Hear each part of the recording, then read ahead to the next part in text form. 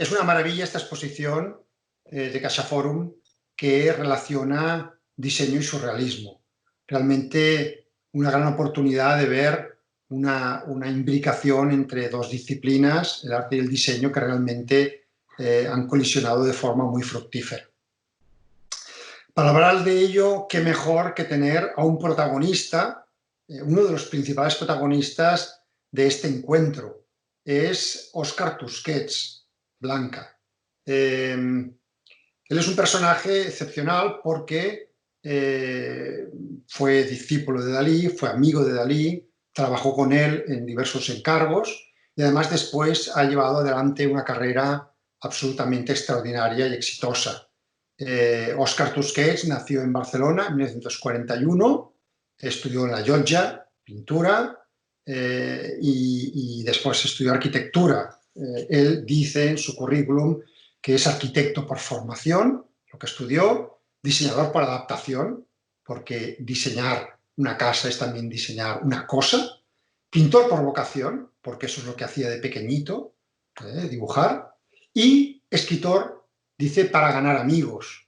No sé si los gana o a veces los pierde, porque sus opiniones son muy contundentes, pero también escribe. A mí me gusta definirlo como el gran artista multidisciplinario, el espíritu renacentista que tenemos en estos momentos en España y yo diría también a nivel mundial. Es un personaje excepcional en todas sus facetas. Él se dio a conocer con alguna de estas obras que vemos ahora, es el Belvedere Georgina o la Casa de Pantelería, que fueron uno de los primeros proyectos postmodernos en un momento que la modernidad, la funcionalidad un poco lo invadía todo. Y él salió como un enfant terrible un poco a contestar el establishment del momento. Aún así, después él acabó cogiendo también un lenguaje más clásico, más tradicional. Él es un gran respetuoso de la tradición. Y esta es una de sus obras más conocidas, es la ampliación y la remodelación del Palau de la Música de Domènech i Montaner en Barcelona, que es una obra donde él ha sabido integrar las artes aplicadas y ha trabajado de forma absolutamente integral en un proyecto magnífico. Otra de sus piezas de renombre es el Auditorio Kraus en Las Palmas de Gran Canaria, que está situado en un acantilado cerca del mar, un edificio extraordinario, riquísimo en su configuración y que tiene una peculiaridad que en la escena se puede ver el mar, está enfocado hacia el mar y se levantan unas cortinas y el paisaje entra dentro, lo cual es algo insólito en un auditorio.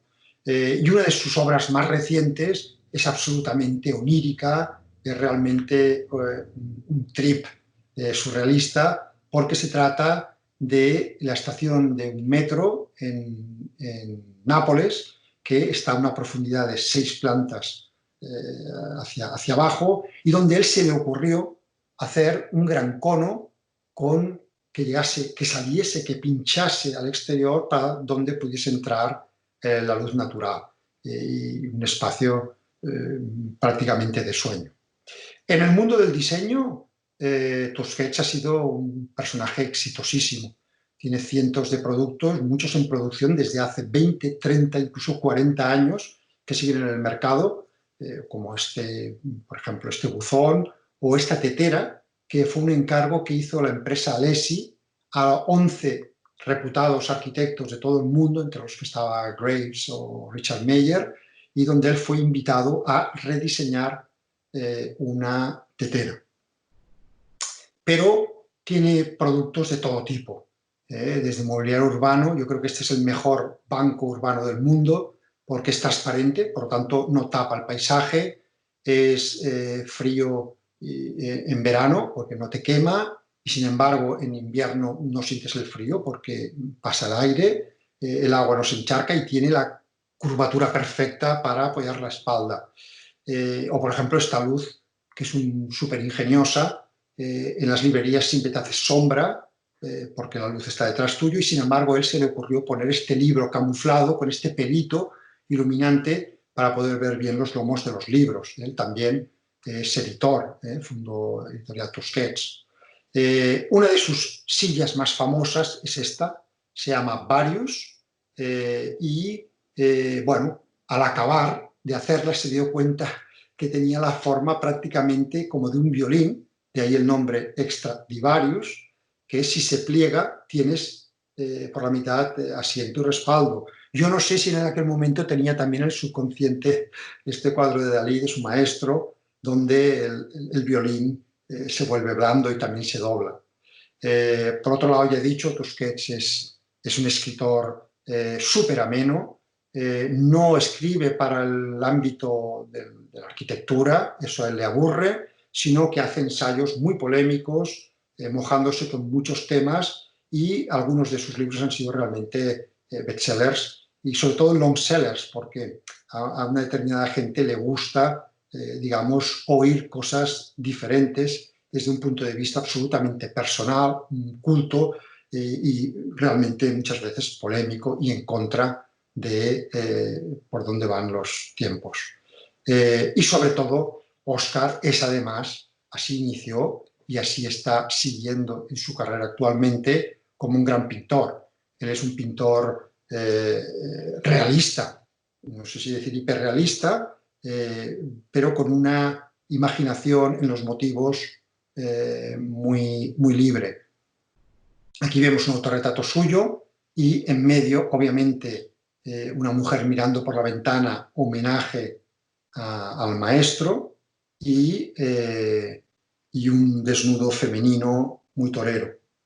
Aquí vemos algunos cuadros más donde pues se ve un poco su voluntad de buscar encuadres insólitos y de atreverse con cualquier cosa, incluso pintando la ciudad de Benidorm, que él idolatra.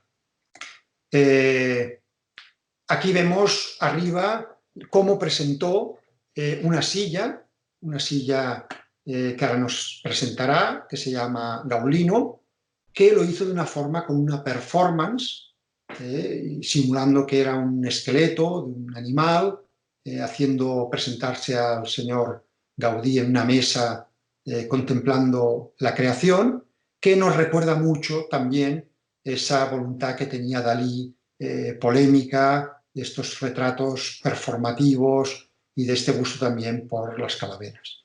Creo que vamos a disfrutar y Óscar nos va a explicar de primera mano sus vivencias. Recordemos que él además es patrono vitalicio de la Fundación Gala Salvador Dalí, nombrado precisamente por el propio Dalí. Vamos a disfrutar con Óscar. Hola, Julie. Hola, espectadores digitales. Lamento, evidentemente, no estar con vosotros, pero vamos a hacer lo que podamos con estas nuevas tecnologías que no domine demasiado. Querría hacer un preámbulo. Ha llegado un momento en mi vida en que pretendo no explicar nada que puedas encontrar en Wikipedia. Yo me doy cuenta que cuando doy una conferencia y, por ejemplo, hablo de Louis Kahn, veo 20 pantallitas que se encienden entre el auditorio de gente joven que evidentemente no sabe quién es Louis Kahn, y lo cual me parece absolutamente respetable y bien. Por lo tanto, como bien decía Josep Pla, lo único que me interesa es la anécdota. Mi disertación va a intentar explicar lo que yo solo puedo explicar, que son 10 años de intensa amistad y de colaboración con Salvador Dalí, que evidentemente dentro del tema de diseño y surrealismo tienen toda la razón del mundo.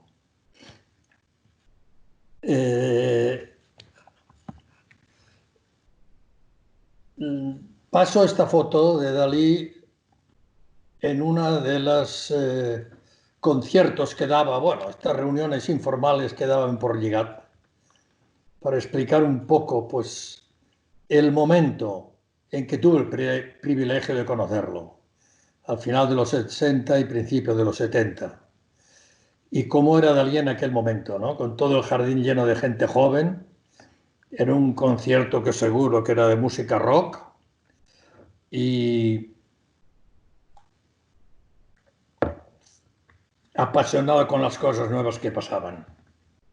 Y yo creo que también que en cierto sentido soy un superviviente, en el sentido de que no creo que quede nadie en el mundo vivo que tuviera una relación de más de 10 años tan intensa como la que yo tuve con Salvador Dalí, que fueron 10 años apasionantes de amistad y de colaboración y de contacto con la persona más inteligente y más divertida que yo he conocido en mi vida. Durante los años en que yo conocí a Salvador Dalí, él estaba creando su Museo de Figueras, como él decía, la obra surrealista más grande del mundo. Y fuimos algunas veces a visita de obra juntos, lo cual era bastante paradójico, porque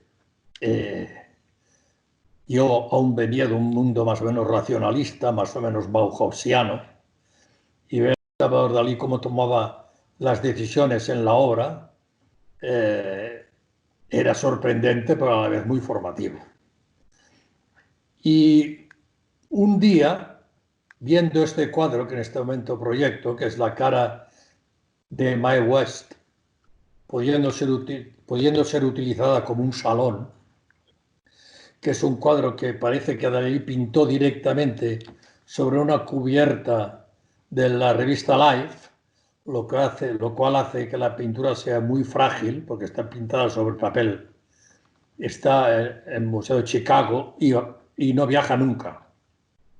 Pero yo la vi reproducida en un libro y le dije en una visita a Porligat, dije, Salvador, podríamos hacer un espacio que visto desde un punto de vista reprodujese un cuadro que a la vez reproduce un espacio.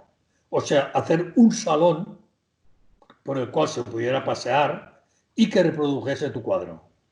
Bueno, evidentemente la cuestión le hizo muchísimo ilusión, puso muchísimo interés y dijo, sí, sí, mira, acabamos de coger un espacio anexo al Teatro Museo de Figueras, que es la Pasatería, y allí hay un espacio donde esto cabría. Hazme un estudio de perspectiva.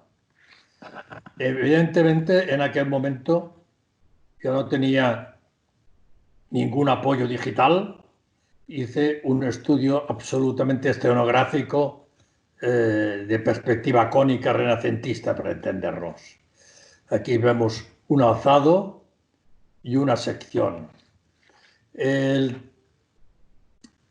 Yo creo que lo más interesante de mi aportación es que en la pintura original el pavimento ocupa mucho espacio. Si os fijáis, está muy alto, ¿no? La línea entre el pavimento y la pared.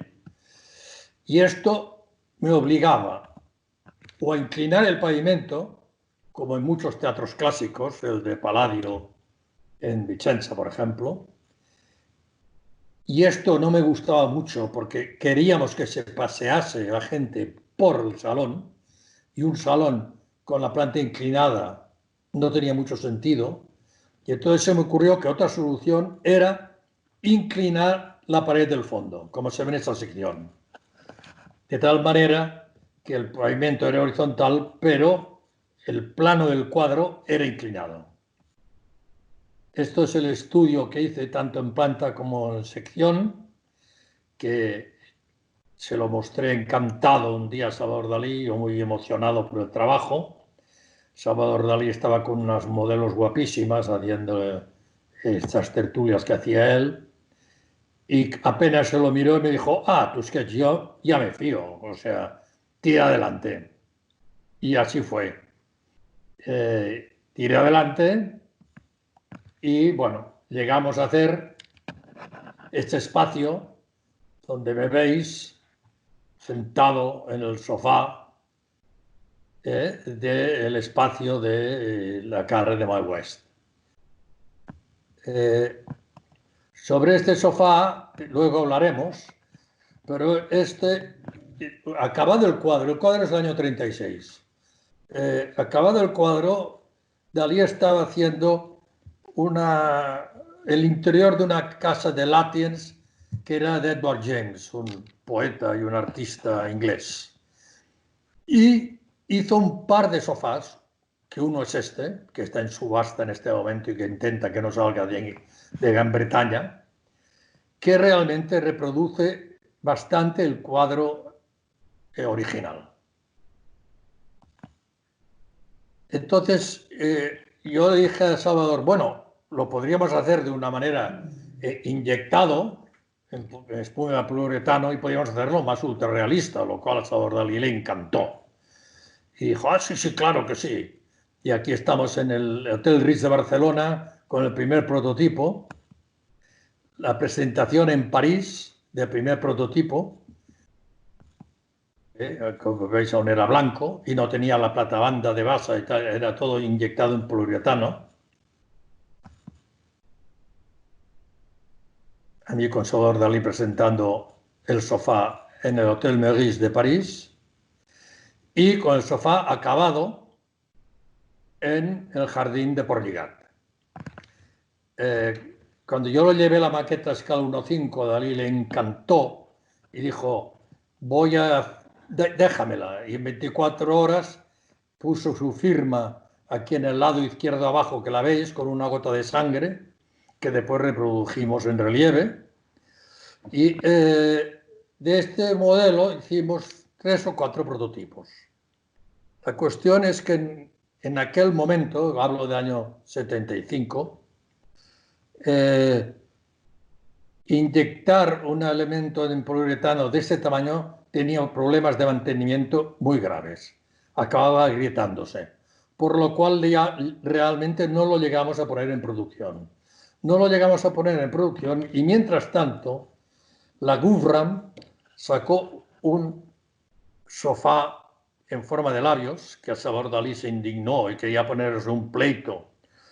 Yo no sé si realmente ellos conocían bien el sofá de Dalí o no, o era una influencia inconsciente, pero evidentemente el sofá de Dalí era del año 38, por lo tanto no hay discusión que era el primero. Y con el tiempo, en vez de Barcelona Design, llegamos a poderlo producir en rotomoldeo y entonces sí que podía envejecer bien y que puede ser un producto, un diseño que más o menos se produzca en serie. Lo hicimos en varios colores, incluso en blanco. Aquí veis unas fotos en el paisaje típico de Cap de Creus.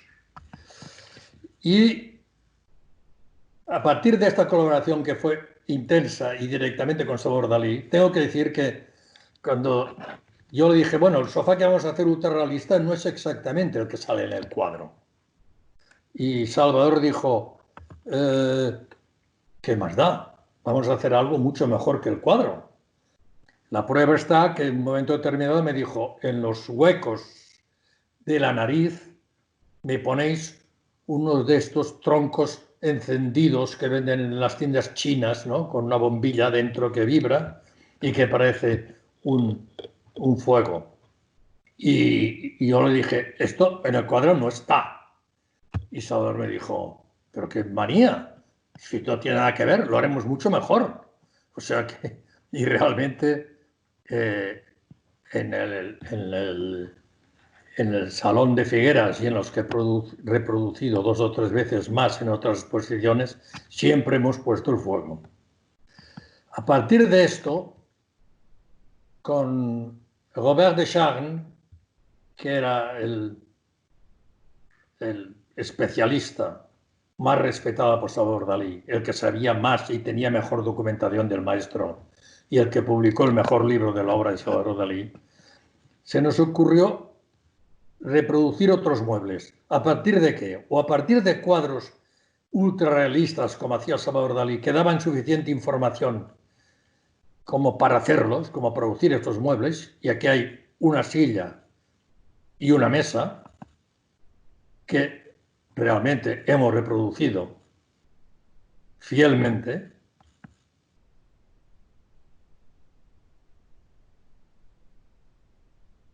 O teníamos, bueno, en el archivo del Robert Deschamps había una copia de un cuaderno de Salvador Dalí en el momento en que, a los años 30, en que Salvador Dalí estaba muy interesado en el diseño y trabajaba con un gran interiorista que se llama Jean-Michel Franck, y hacían trabajos en colaboración. Y en este blog había una serie de dibujos suficientemente detallados como para poder producir algunos objetos, como por ejemplo estas lámparas, que realmente hemos reproducido reinterpretándolas de ciertas maneras, pero...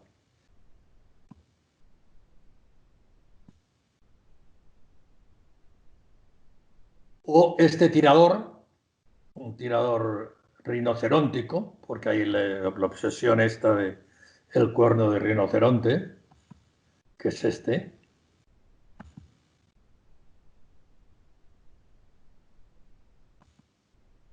O este vis-a-vis, este objeto, este sofá tradicional que evidentemente a Salvador Dalí le encantaba, la idea esta, con estas manos que te envuelven.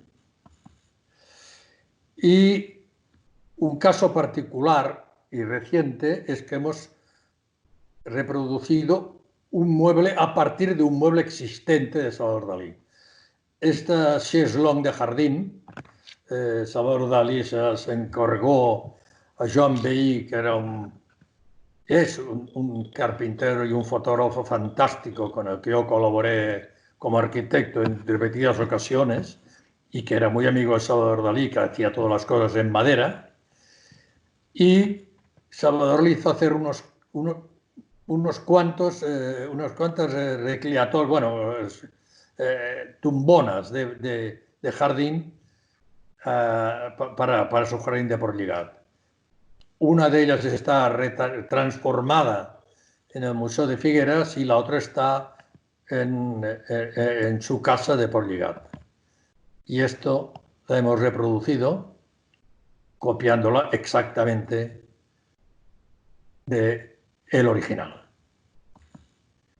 Y pues hay unas interpretaciones, estas ya provocadas bastante por mí mismo, a partir de obras de Salvador Dalí. Aquí hay un collage de Salvador Dalí, donde hay a la izquierda este cordero con un cajón, otra de las posiciones, que es como una especie de mesita de noche, ¿no? Y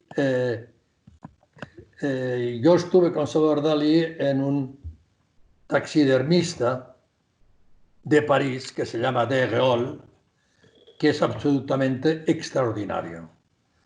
Si tenéis la posibilidad de visitarlo, tiene una planta, en la planta primera hay realmente un museo de animales disecados que van desde una jirafa a rinocerontes a un elefante y a miles de mariposas. Y Dalí adoraba este sitio, iba allí, compraba cosas con gran desesperación de gala, porque después aparecían los paquetes en el Hotel Meurice y las facturas de un caballo, un oso, un rinoceronte. Y colaborando con De Gaulle hicimos realmente unas piezas numeradas a partir de un rebaño de corderos, que cada pieza es un poquito diferente, porque cada cordero es un poco diferente. Corderos que evidentemente iban a ser sacrificados por el tema de la carne, pero que pudimos salvar las pieles y hacer este chai, que lo llamamos chai, que es esta mesita de noche evidentemente surrealista. Y también hubo una época en que Salvador Dalí estaba muy obsesionado con esto de los personajes invisibles, o sea, las huellas que personajes dejaban allí donde habían estado, en una cama o en un sillón o en un sofá. Y aquí en el sillón del centro, en la imagen del centro hay un sillón que nosotros reprodujimos realmente con pieles de verdad, en una pieza evidentemente numerada, muy pocas piezas, con esta idea de que hay un personaje invisible que se ha sentado encima de este sillón.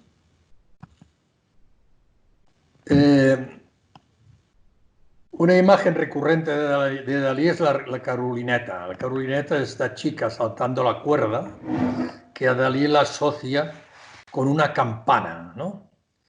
Y en muchas obras suyas hay la relación entre la campana, un campanario y la Carolineta. Y en un momento determinado, que inicié una colaboración que después fracasó de alguna manera, de hacer objetos de pasamanería inspirados en la obra de Dalí, hicimos algo a partir de la Carolineta, como por ejemplo este llavero, ¿no? Entonces entramos en otra cuestión, que son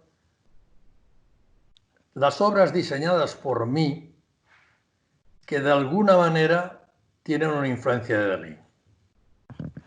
La verdad es que esta silla, que es muy probablemente la silla más personal que yo he hecho, yo la hice sin tener conciencia en absoluto de ello. Cuando lo acabé, a mí me pareció que era una silla que tenía algo de Gaudí y algo de Carlo Molino, del grandísimo diseñador italiano de Torino. Y por esto lo llamé Gaulino.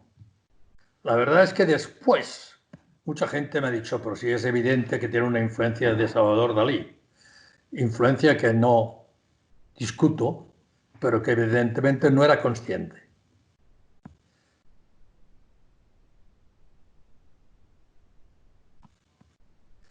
Y hice una serie numerada de 12 sillas, donde todos los asientos estaban pintados a mano por mí, todos diferentes, que compró una galería de Hong Kong prácticamente completa. Otro objeto es este candelabro, un candelabro donde hay una vela que flota y que evidentemente remite a una imagen de un lirio. En este diseño está,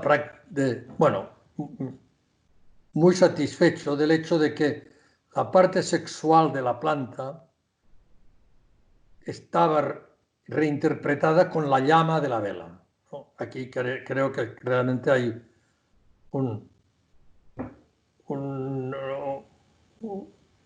una relación poética entre el lirio y el candelabro. Y es uno de los objetos de los que estoy contento de haber diseñado. Por la parte de abajo era transparente, por la parte de arriba se iba transformando en vidrio blanco. Esto lo hice con un artesano maravilloso de Chequia que trabajaba con Borek Čipek, y la verdad es que cuando este personaje ha dejado de trabajar, este objeto se ha vuelto irreproducible. Y esto es un encargo de una empresa importante alemana, que a partir de un vaso existente nos dijeron que a una serie de diseñadores y arquitectos que por qué no lo reinterpretábamos como vaso de leche.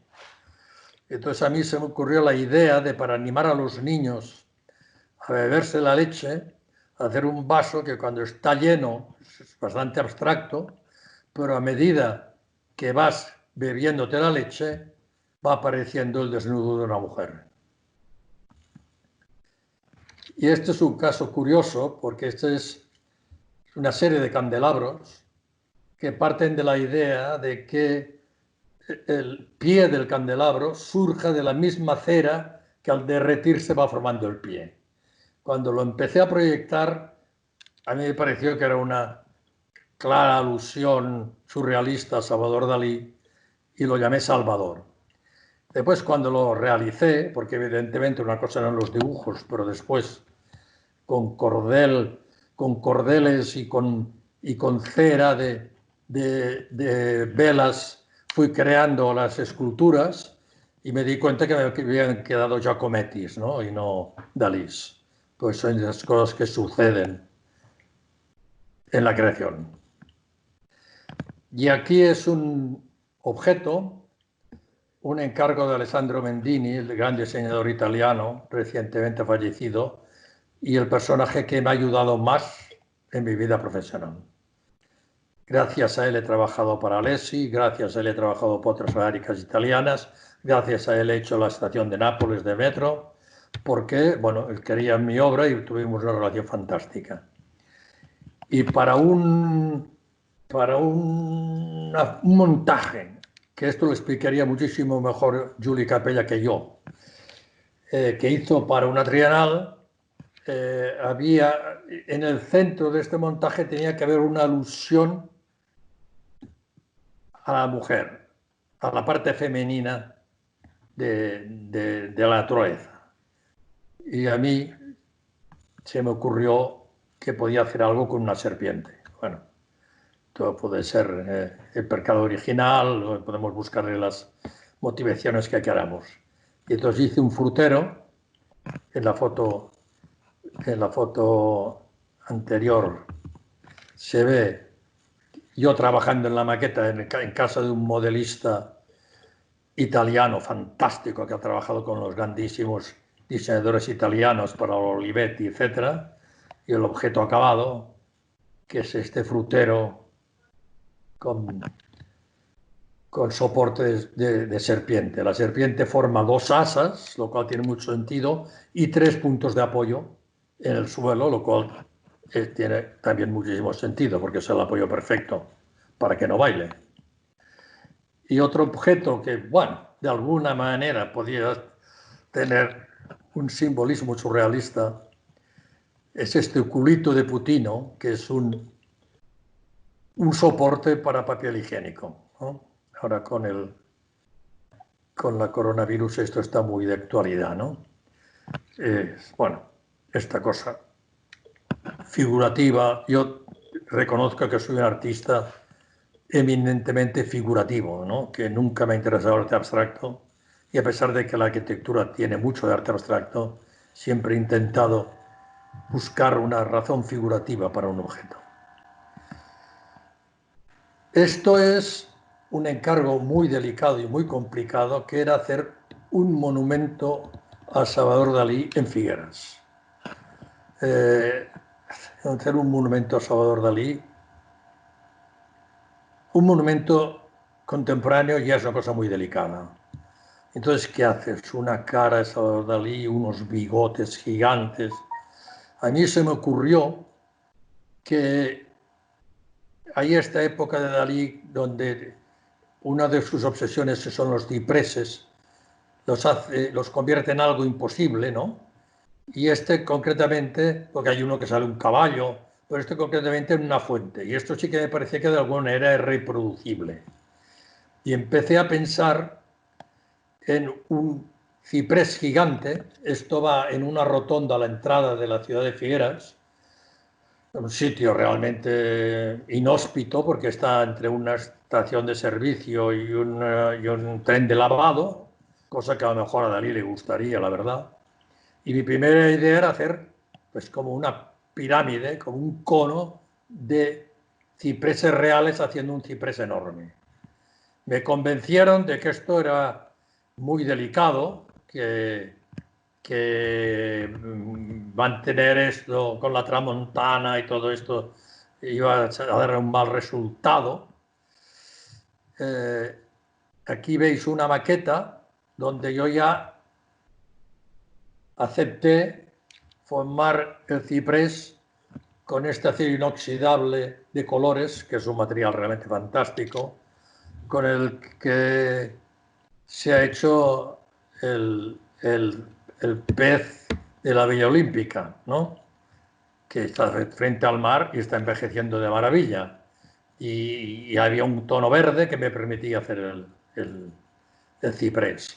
En un principio se apoyaba sobre un piano de cola, que es otra obsesión daliniana, pero después me di cuenta que el piano de cola no me iba a quedar suficientemente bien hecho, aunque lo hacía con grisite negro, ¿no? Nunca iba a parecer lacado como es un piano de verdad, y que quizá eran demasiadas ideas y esto lo simplifiqué.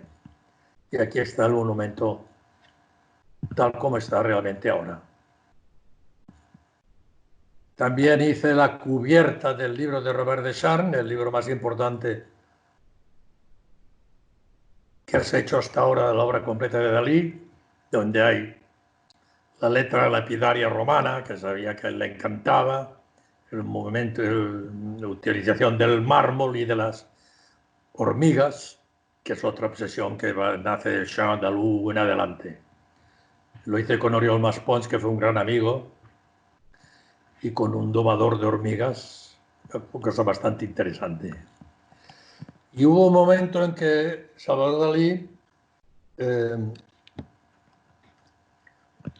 nos dijo a Beatriz de Moura, mi primera mujer con la cual creé Tusquets Editores, un día fuimos a verlo y nos dijo: os voy a dar el libro, el escrito más importante que he hecho en mi vida, que es El mito trágico del Angelus de Millet, libro que durante la guerra europea se perdió, bueno, la guerra mundial.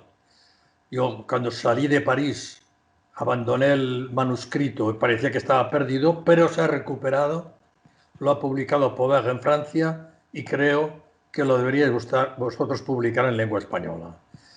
Para lo cual os deberíais poner de acuerdo con Jean-Jacques Pauvert, cosa que no tuvo ningún problema porque con Pauvert ya teníamos una relación fantástica.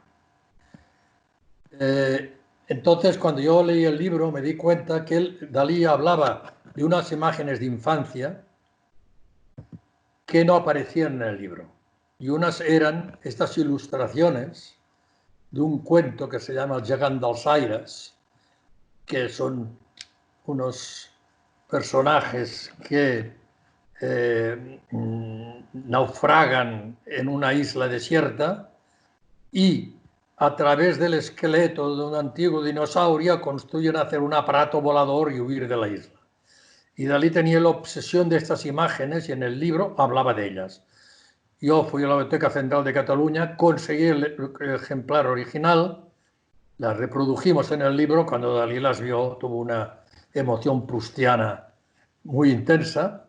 Hicimos un libro con bastantes imágenes añadidas, de tal manera que Pauvert, que aquí sale a la derecha de la imagen, Jean-Jacques Pauvert, o sea que aquí está Ana Bohigas, yo, Toni López, Beatriz de Moura, Salvador Dalí Pauvert. A partir de la edición española hizo la edición mejorada francesa. Aquí estamos con las dos ediciones.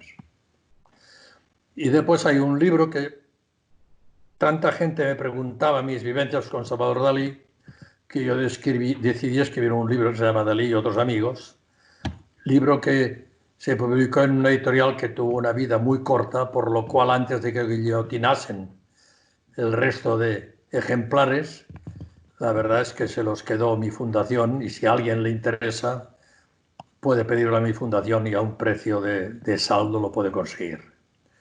Hablo de Dalí, pero también hablo de los amigos de los años 70, que fue una época esplendorosa de la gente que conocí y lo que era Barcelona y el mundo cultural de aquel momento. Después están las exposiciones, mi trabajo como diseñador de exposiciones de Dalí. Esta es la entrada de la exposición que hicimos, que montamos en el Palazzo Reale de Milano, que fue un éxito total. Y en la entrada se nos ocurrió la idea de hacer un gran huevo, que era una imagen recurrente de Dalí. Su biografía siempre habla de las imágenes intrauterinas de antes de nacer, etc. Y aquí está con una de las piezas de la Venus del Nilo con cajones que son... Y esta idea se aprovechó para la gran exposición del Centre Pompidou. En el Centre Pompidou la relación fue de cierta manera contradictoria, ¿no? Porque así como en la de Milán mi autoridad era total, tener la autoridad total en el Centre Pompidou es muy difícil. Hay que entender que en el Centre Pompidou trabajan 2.000 personas con contrato fijo, para entendernos. Y había 5 comisarios en esta exposición. Entonces, de mis ideas se salvaron algunas. Y una era este huevo en la entrada, que aquí se ve cómo lo fuimos elaborando, donde proyectábamos una famosa foto que está Dalí acurrucado dentro de un huevo. Y en esta exposición había 2 piezas importantes mías también, que era una reproducción de la sala Mae West de Figueras y un cerebro al final de toda la exposición, que era una idea compartida con los montadores de tener al final un cerebro donde hubieran libros, pequeños objetos, todo, una pretensión de entrar en el cerebro de Salvador Dalí. En la sala de Mae West pude llevar a cabo una imagen que tenía, que era que, claro, en Figueras uno se sube a una escalera y ve la cara de Mae West. Pero cuando uno está paseando por la cara de Mae West, no se ve paseando por la cara de Mae West. Entonces a mí se me ocurrió que si pusiéramos una cámara de vídeo que proyectase sobre una gran pantalla y la cámara de vídeo estuviera situada en el punto de vista exacto, veríamos a la gente pasear dentro de la cara. Esta idea, que me pareció brillantísima, la verdad es que después descubrimos con Monsagué, la directora del Centro de Estudios Dalinianos, una entrevista de Dalí de hacía muchísimos años donde decía: un día pondré una cámara de vídeo y la gente se verá a sí misma, cosa que no teníamos ni idea y que desde luego con la tecnología de su época parecía imposible. Pero en el Centre Pompidou, con realmente un especialista de imagen impresionante que tenían, pudimos hacer que la pantalla que hay frente a la cara de Mae West fuera enorme y por lo tanto te pudieras ver en esta pantalla. Y esto, bueno, esto es el cerebro, las imágenes, bueno, las imágenes del cerebro, mi propuesta de que el cerebro tuviera una cúpula que fuera un erizo, que es otra de las imágenes recurrentes de Salvador Dalí, el erizo como cúpula perfecta. La planta, cuando estuvieron construyendo la planta, que la planta es un laberinto, y es esta imagen también del cerebro como laberinto, imagen que había desarrollado en una exposición en el CCB de Barcelona sobre el laberinto, que fue otra exposición notable. Y también puse, había una sala de proyecciones donde se proyectaban no solamente el Jean Dalou y l'Âge d'Or, sino películas de estas que Albert Serra, este director de cine de Banyoles, que yo creo que es de los personajes que ha entendido mejor a Salvador Dalí, opina que son películas fantásticas, que es el Chaos and Creation y estas películas recientes de Salvador Dalí. Y entonces en la sala pusimos una serie de sofás de Mae West blancos con unos LEDs dentro que daban luz suficiente como para poderse sentar, pero que dejaban ver la proyección, que es lo que vemos aquí. Entonces aquí hay el plano y la sección de la sala de Mae West. Vemos que la proyección era una retroproyección, había suficiente espacio como pudiera proyectar la imagen por detrás, de la manera que uno no le hace sombra cuando pasa por delante. Esto era una foto de cuando nosotros lo estábamos montando, o sea, una foto de la pantalla cuando nosotros estábamos montando la sala, y es una foto hecha por mí con mi móvil, de la pantalla. Entonces resulta que naturalmente esto tuvo tal éxito que la gente hacía cola para entrar en la sala y con su móvil fotografiarse dentro de la cara de West. La exposición de la que estoy más satisfecho fue la que hice para el Palazzo Grassi, por varios motivos. Una, porque tenía mucha autoridad, a diferencia del Centre Pompidou, porque trabajaba para una empresa privada, o sea, yo trabajaba para la Fiat. Esta es la última gran exposición que hace el Palazzo Grassi con el patrocinio de la Fiat. Esto era una voluntad manifiesta del avvocato de Agnelli de que la Fiat perdiese dinero promoviendo unas exposiciones absolutamente antológicas en el Palazzo Grassi, pero muerto el avvocato, evidentemente los responsables de la Fiat se desinteresaron y la última exposición fue la mía. Venecia se encontró con el problema tremendo de qué hacía con este palacio, que al final salvó el Monsieur Pinault para introducir parte de su banal colección de arte contemporáneo, que es lo que tiene en este momento. Trabajar para la empresa privada italiana es una delicia. Para la pública es un tormento, pero para la privada es una delicia. Habían 4 o 5 responsables solamente. Teníamos una relación súper íntima y súper magnífica. Y toda la exposición fue una maravilla. Pero de lo que quizá estoy más satisfecho es de lo que situamos en el Cortile, en el patio central. El patio central que Gaia Aulenti había cubierto con cristal siempre tenía una pieza icónica de la exposición. Entonces yo pensé en un estanque con un piano y entonces de pronto me dijeron, no, esto no va a poder ser, porque los reyes de España han prometido que vienen a la inauguración. Y la aristocracia y el mundo político de Venecia evidentemente quieren estar presentes. Lo cual quiere decir que el día de la inauguración el Cortile va a estar completamente lleno de gente importantísima. Por lo tanto, no puedes apoyar nada en el suelo. Y entonces tuve el momento de inspiración de que uno de los cuadros que se exponía es este cuadro de la Fundación Thyssen, donde sueño de un paranoico de que de una granada sale un pez cuyos 2 tigres, bueno, uno de esos títulos de Salvador. Y a mí me pareció que esto sí que podía volar, ¿no? Estar en el aire. Lo cual tendríamos que hacer como una escultura, que como veis pues, iba a tener unos 11 metros de anchura, que estuviera colgada del techo. La verdad es que en Italia, que a veces pasan cosas maravillosas, hay un artesano que hace máscaras de carnaval en Venecia que se atrevió a hacer esta escultura y que la hizo maravillosamente bien. Aquí la veis, evidentemente una escultura de 11 metros intransportable, era imposible traerla por el canal y entonces a mí se me ocurrió esta idea de segmentarla, de cortarla como si fuera un chorizo para entenderlos y que estas láminas de tul la fueran segmentando y que se viera siempre a partes, ¿no?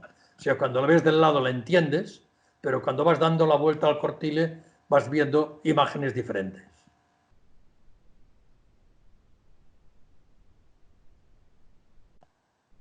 Y aquí estoy yo, cuando se entraba a la exposición subiendo por la escalera al piano nobile, te encontrabas con este tigre agresivo que salía para recibirte y bueno, creo que tengo que dar por acabada mi intervención. Muchísimas gracias.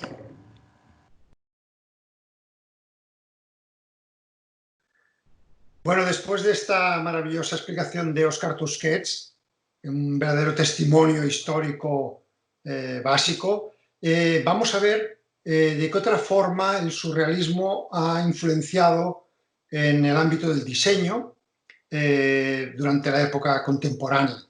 El surrealismo tiene una ventaja para influenciar al diseño, que se basa en lo real, el realismo. Por tanto, lo único que hay que hacer es subvertirlo, cambiarlo, deformarlo, distorsionarlo. Es un poco el mundo del juego, del sueño, pero se basa siempre en el objeto, en la realidad. Por eso ha encontrado un buen filón en lo que es el mundo del objeto que rodea a las personas. Obviamente, la primera influencia del surrealismo en el objeto viene a través de los escultores, de la gente del mundo del arte, que en algún momento dado hacen objetos que ya no son solo decorativos, sino que tienen algún uso. Empezamos con esta imagen de François Xavier y Claude Lalande, que trabajaron con una serie de muebles, un escritorio, una banqueta, una cama, una silla, pero que eran animales y que cada uno tenía algún movimiento, algún sistema de, digamos, cinético. Este mueble de Valentin Loelmann, que se titula Mr. y Madame Drawers, evidentemente hace una referencia al mundo daliniano con estos animales de larguísimas patas, muy esbeltas, óseas, casi en equilibrio inestable. También es suyo este otro mueble, que es un separador, que en realidad es una escalera, pero una escalera que hace una falsa perspectiva, que es un elemento también muy utilizado por el surrealismo, estas confusiones visuales, porque en realidad lo único que hace es que se hace más pequeño, en realidad no es una fuga. Estas piezas de Umberto da Tola también se inspiran en el mismo motivo. De repente hacer crecer desmesuradamente pues una extremidad y convertirla en algo más mórbido, algo que parece que esté andando, por tanto que cobre vida. Es otro de los recursos surrealistas, y ya no digamos si añadimos los consabidos cajones. A veces, en el mueble, la inspiración del surrealismo viene por otro lado, viene un poco por la sorpresa y por el contraste. Aquí vemos un par de piezas maravillosas de Ferruccio Laviani. A la izquierda es una consola tradicional, pero que de repente tiene esa perforación, ese agujero, que la dota de contemporaneidad y sorpresa. Y a la derecha es un efecto también muy onírico, que es como si estuviéramos viendo el mueble a través de una pantalla que se ha deformado, o bien cuando hacemos una fotocopia y movemos adrede y surge, digamos, esta distorsión tan interesante. Lo que pasa es que aquí la han hecho, la han reproducido, la han hecho hiperrealista y da esta sensación absolutamente chocante. Bueno, el surrealismo en el mobiliario, una de sus estrategias es también la de la deformación exagerada de partes. Aquí vemos de esta diseñadora, Lian Yang, coreana, cómo de repente los brazos se inflan, o bien aquí la banqueta empieza a trepar por la pared, como si fuese, digamos, un animal. De ella son también estas piezas, estas sillas que un poco casi se giran con un gesto humano, y a la derecha una pieza doblemente surrealista, porque aparte de tener los cajones, los tiene blandos, o al menos el que está saliendo, digamos, ha perdido su consistencia y se ha convertido en flácido, que es también una operación muy daliniana con sus famosos relojes. La sorpresa es otro de los ingredientes surrealistas. La magia, lo imposible. Esta es una mesa de los Graph Architects que nos recuerda un poco aquella alfombra, el mar alfombra de Dalí, que un perro se esconde debajo, que está flotando, está ingrávido, de forma sorprendente. Y si pasamos, por ejemplo, a la silla, que es el mueble por antonomasia, Dalí lo que hacía, le gustaban mucho las sillas tradicionales, pero era un poco jugar con ellas, deformarles, añadirles decoración. Y aquí tenemos esta silla antifamélica, hecha con cucharas. Él decía que dormía con cucharas que le hacían tener dulces sueños. Bueno, pues esta operación se ha hecho infinitas veces en el mundo de la sillería. La podemos ver aquí pues, con manos que se le van añadiendo como motivos decorativos, con una propia cuchara simplemente que se dobla, donde hay esta chica, o abajo composiciones hechas precisamente simplemente cogiendo un objeto, la cuchara, y repitiéndolo mucho, logras también hacer otro objeto nuevo, en este caso unas sillas. Más cubertería surrealista, un objeto muy común, por tanto muy usado por el surrealismo. Aquí vemos el famoso cuadro, el retrato de Picasso que hizo Dalí, donde le sale una segunda lengua con esta mandolina, y a la derecha vemos pues, dos propuestas de silla combinando el tema de la cubertería. Esta operación surrealista típica de reblandecer las cosas puede ser también aplicada al mobiliario, y además de una forma muy sorprendente cuando el material simula el metal. Es como si de repente esta silla se estuviese fundiendo. Yo creo que esto a los surrealistas les hubiese apasionado como objeto surrealista.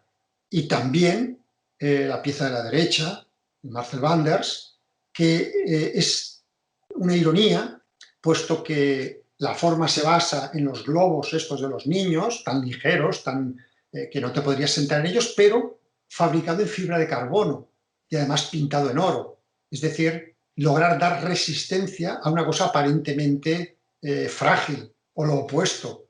Es un poco también un juego, un motivo muy recurrente surrealista. En el otro extremo, más barroco, también hay inspiración en estos productos de los hermanos Campana, unos grandes diseñadores brasileños. En las piezas que vemos a los lados, resulta, si nos acercamos, vemos que están hechas con un amasijo de animales, de piezas sueltas, de trozos rotos, de cosas, como si se hubiesen solidificado y los hubiésemos tapizado. Y en el medio vemos un sillón que en realidad está hecho a base de peluches, cientos de peluches que se van amontonando y conforman un espacio mágico donde sentarse. Óscar Tusquets nos ha hablado de cómo le gustaba al maestro el tema de la taxidermia. Aquí lo vemos montado en un caballo, pero fijémonos que él ya añade cosas, siempre interviene las cosas y le pone precisamente una virgencita y unas luces que, digamos, conforman esta pieza más expresiva. Pues bien, una misma operación han hecho hace pocos años la gente de From Design y lo ha producido la empresa holandesa Moy. Este caballo que vemos es precisamente a escala real y es una lámpara, y el cerdito también está a escala real y sirve de mesa. Vemos aquí de nuevo la concomitancia con el corderito que nos ha enseñado Óscar. De la misma empresa hay estas colecciones de lámparas donde, por ejemplo, un chandelier lo que se hace es que se dobla en sí mismo y se convierte en una esfera, dando este aspecto omnidireccional imposible, o bien jugando con las botellas para convertirlas en lámpara. A veces la operación surrealista es mucho más sutil, no es tan estética como más conceptual. Es darle la vuelta a las cosas, subvertirlas. Aquí vemos de Marcel Wanders el típico Chester, sofá, pero puesto en vertical, de repente se convierte en un sillón, en un simple sillón. Marcel Wanders, de quien vemos a la derecha un par de interiores de un hotel que ha hecho en Doha, el Hotel Mondrian, recrea, hay varios, pero sería uno de esos artistas que se atreve a crear ese mundo absolutamente surrealista, loco, de sueños en los interiores, y recuerda a la operación que hace Dalí también con el pabellón del sueño de Venus, que hace precisamente para la Feria Internacional de Nueva York en el año 1939, que fue un pabellón muy polémico y donde él realmente se explayó de forma amplia con objetos y con materiales y formas. El propio Wanders es también, dentro del hotel, pues este juego de manipulaciones de una cuchara que se convierte en pez y cambiando la proporción y la forma de las cosas. Esto en cuanto al mobiliario, pero si nos vamos al mundo del objeto, del que podría ser el producto industrial o de los objetos cotidianos, aquí la influencia del surrealismo se pone las botas, porque es muy fácil en los objetos cotidianos darles otro significado, manipularlos y jugar con ellos. Aquí estamos viendo algunas ideas de Jacques Carelman, este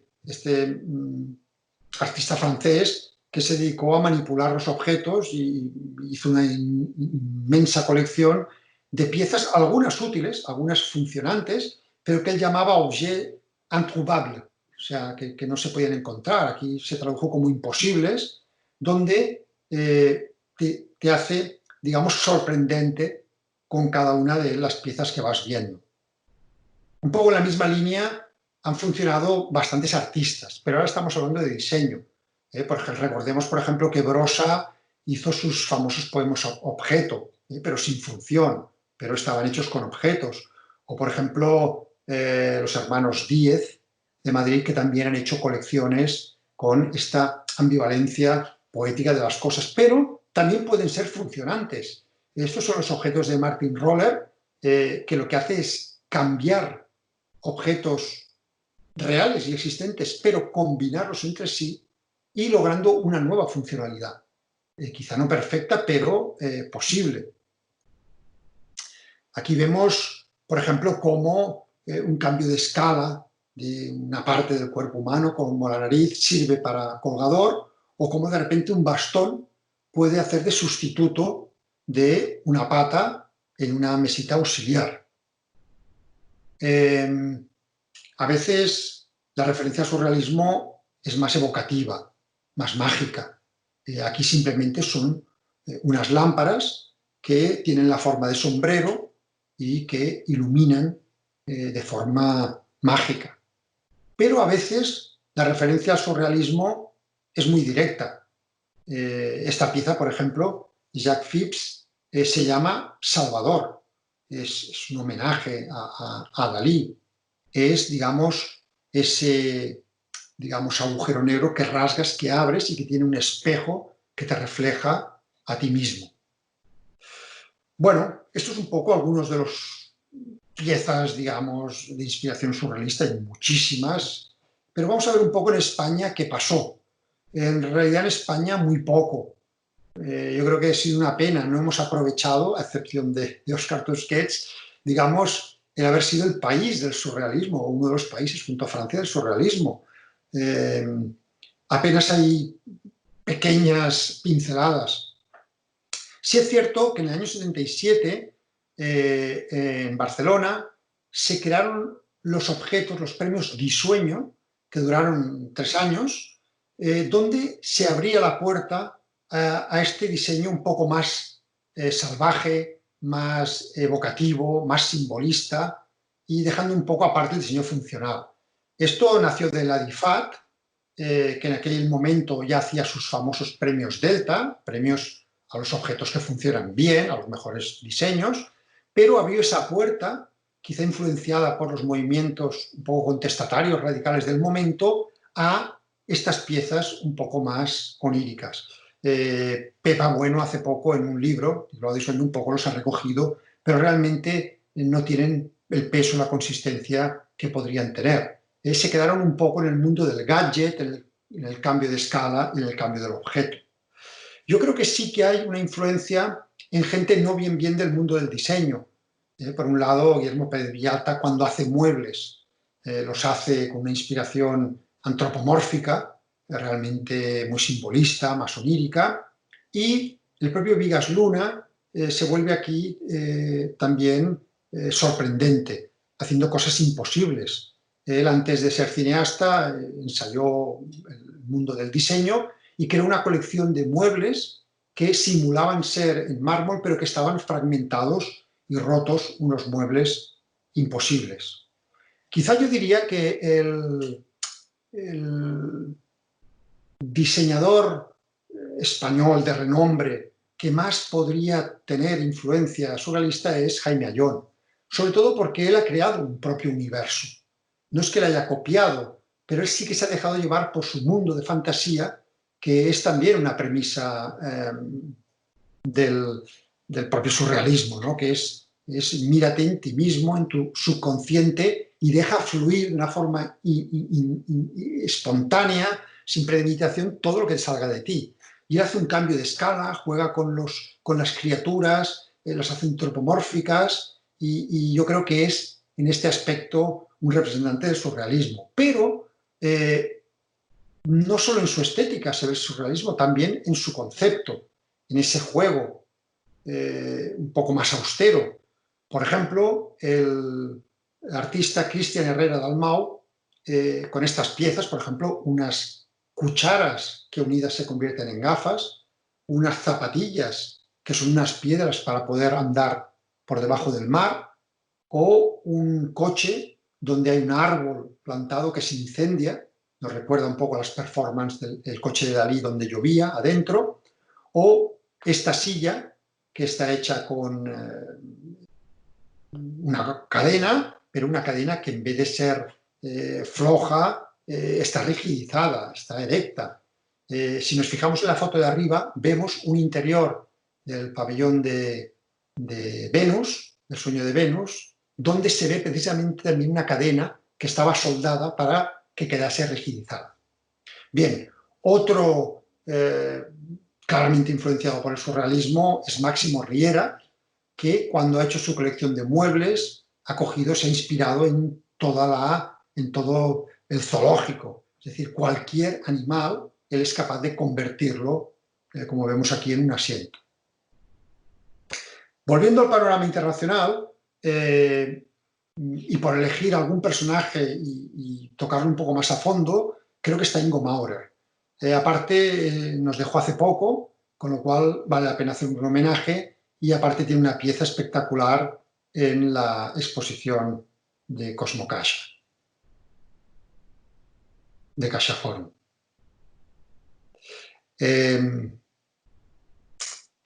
Ingo Maurer es un diseñador alemán, pero de espíritu totalmente barcelonés y italiano-español.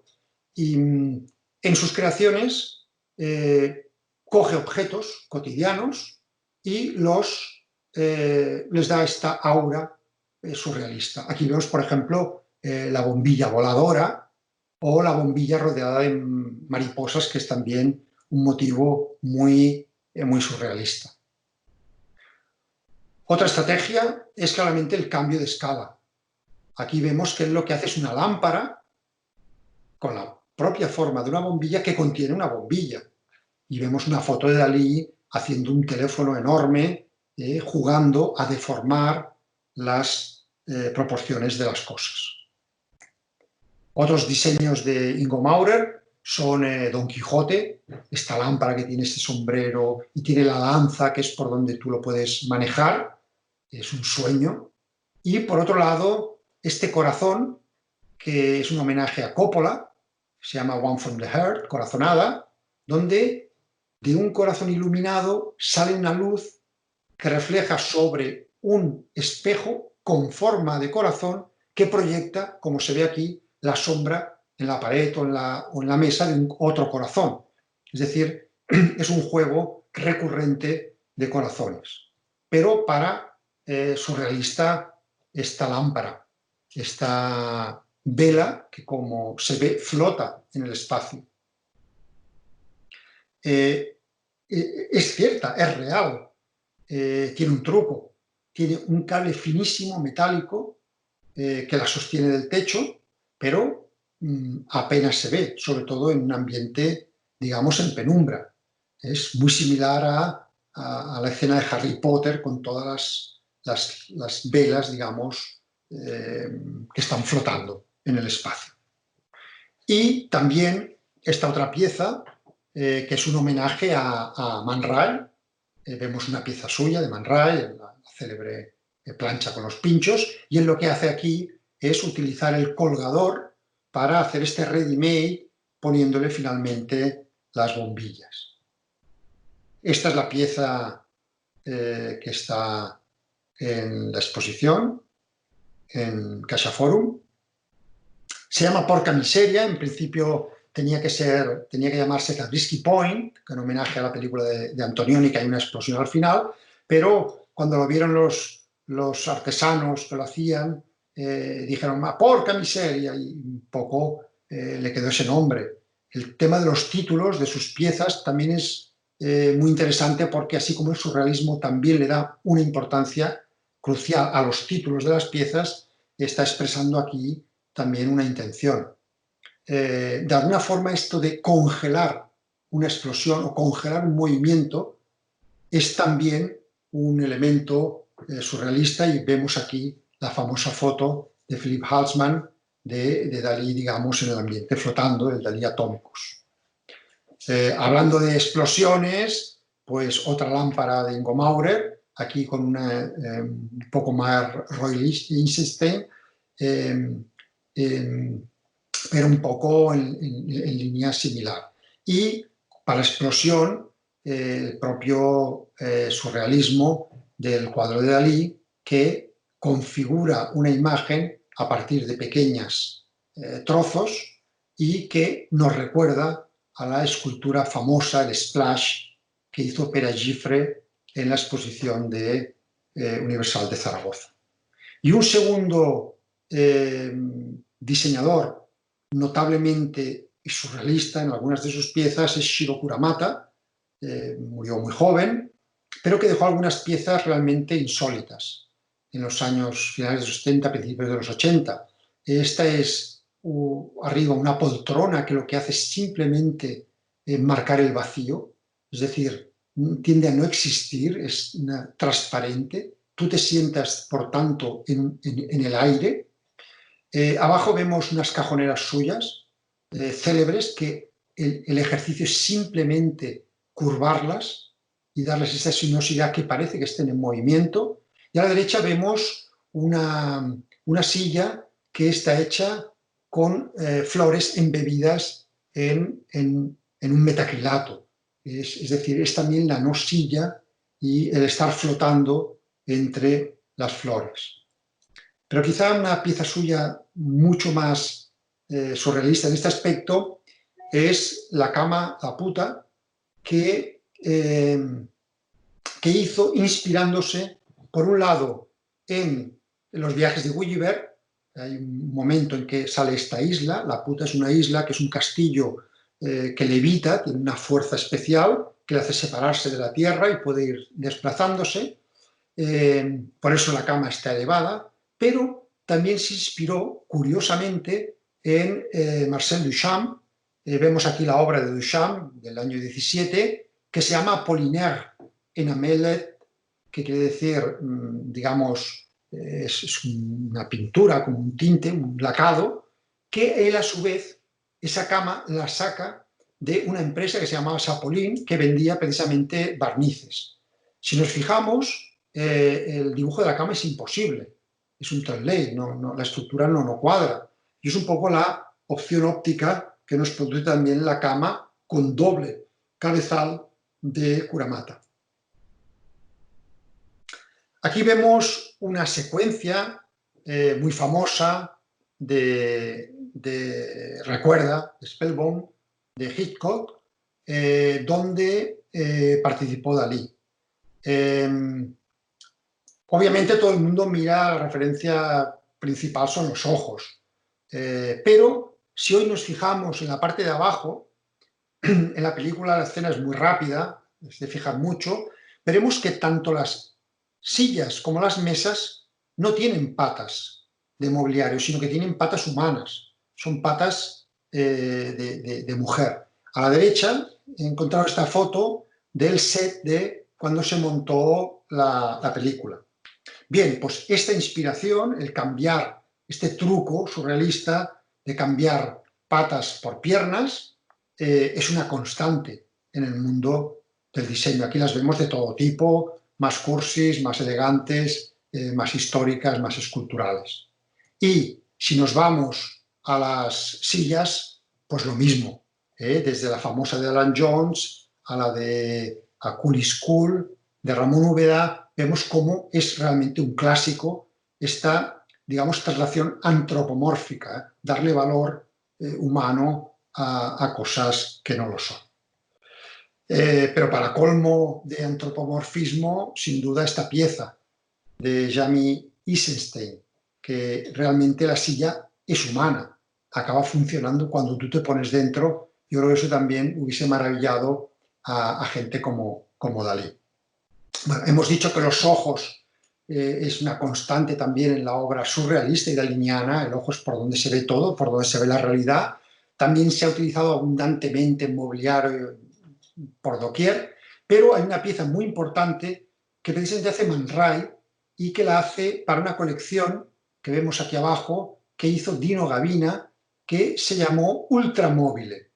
Muy significativa porque enlaza muy bien con el surrealismo, porque es más allá del mueble, ese mueble donde además hay un mensaje onírico y hay, digamos, una expresión de la inconsciencia hecha con alguna utilidad.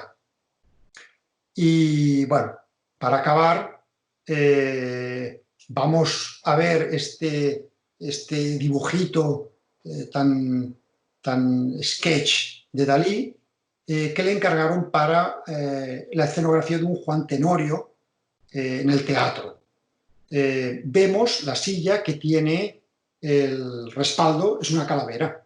A la derecha vemos una foto, la reproducción es muy burda, en teatro todo se va a hacer muy rápido. Vemos también las mariposas, fijémonos, la mariposa esa inmensa de atrás y, por tanto, su propuesta de silla calavera. Bueno, pues sillas calaveras hay muchísimas. Es un clásico, la influencia, digamos, de ese icono surrealista por antonomasia realmente es muy abundante, muy abundante. Bien, esto ha sido un simple, digamos, vistazo alguna de la influencia, que es mucha. Muchas piezas de estas están en la exposición, el CaixaForum, y de todas formas la historia continúa y continúa. Estas son algunas piezas que he ido recopilando y que me he puesto en Pinterest y no acabo. Hay cientos y cientos y cientos y cientos, lo cual quiere decir que el surrealismo ha tenido una grandísima influencia en el mundo del diseño y esperemos que siga y se prolongue por los siglos de los siglos, puesto que este juego con la realidad a la gente le encanta, a los estudiosos, a los eruditos, a la gente del diseño, pero también es de gran estima para el público en general.